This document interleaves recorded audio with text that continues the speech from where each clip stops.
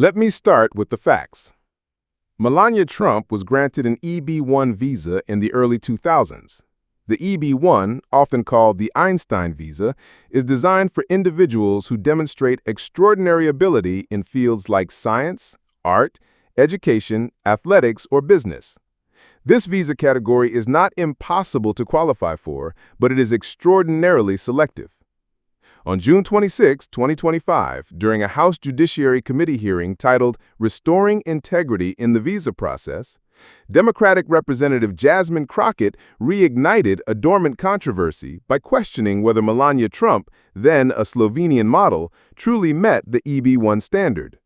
She cited her modeling career and a provocative GQ photo shoot from the year 2000, asking, without venom but with directness, whether Melania's visa approval reflected fairness or favoritism. Critics accused Crockett of jealousy, racism, and cheap shots. Supporters praised her courage in pointing out a long-standing hypocrisy in American immigration policy.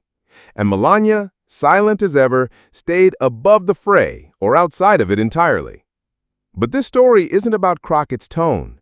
It isn't even about Melania's resume. It's about something far deeper. How power shapes immigration, and how this controversy exposes America's two-tiered system, one for the well-connected and one for everyone else. Let's be clear, Melania Trump had a successful modeling career. She worked internationally, appeared on magazine covers, and lived in New York City's fashion circuit. Was she globally extraordinary in her field? That's the question the EB-1 visa asks. The law defines extraordinary ability as a level of expertise indicating that the individual is one of that small percentage who have risen to the very top of the field. Did Melania's modeling career qualify under that rubric? That's subjective. What's not subjective is the scarcity of EB-1 approvals at the time. In 2001, just 3,336 EB-1 visas were granted across all disciplines worldwide. Melania's defenders argue that fashion is a valid artistic field and that she qualified fairly. Her critics argued that compared to Nobel laureates, Olympic athletes, and internationally recognized artists, her career doesn't quite meet the standard. They say what many are afraid to say.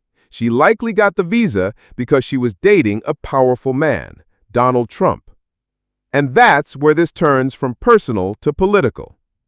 Donald Trump ran for president on a platform that demonized immigrants, particularly those who were poor, undocumented, or non-European.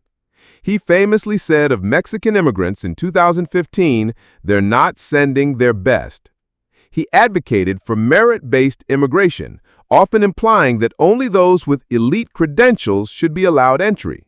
So let's follow that logic. If EB-1 visas are for the most elite, does Melania's approval meet that same merit standard, or was her merit proximity to wealth?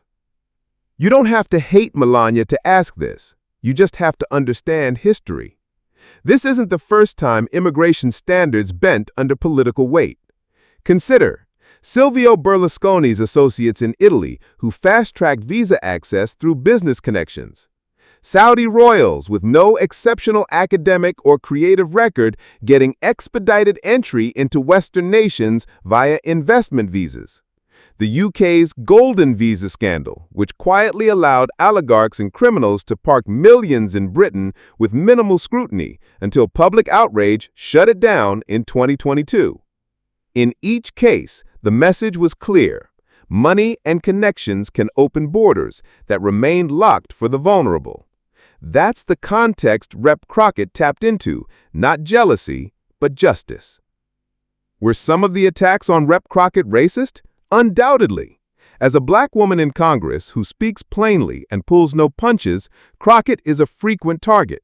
But her remarks about Melania's visa weren't racial, they were systemic. They called out a double standard in who gets to benefit from America's immigration generosity.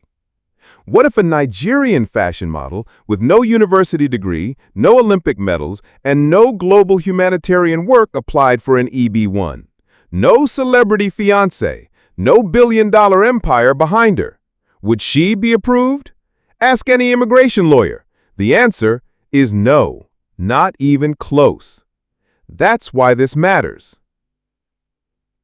Melania Trump is not just a former model. She's the First Lady of the United States, twice.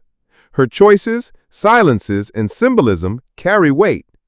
Her defenders say she is unfairly attacked. Perhaps. She keeps a low profile, avoids public confrontation, and rarely comments on policy. That has earned her a reputation for dignity among some and detachment among others. But silence is not neutrality, especially when you benefit from systems that harm others. While her husband enforced brutal family separations and Muslim bans, Melania's immigration story was never fully addressed. Now, when it resurfaces, we're told it's off limits. Why? The First Lady is a public servant, not a celebrity, not a brand. She is, by title, a representative of the American people. Scrutiny comes with the role. If we truly care about integrity in the visa process, as the name of the hearing suggests, then we must scrutinize all cases, not just those of desperate asylum seekers or working-class immigrants. Melania's case isn't about her worth as a person. It's about whether we hold the elite to the same standards we impose on the voiceless. If Rep. Crockett is guilty of anything, it's refusing to pretend the emperor has clothes.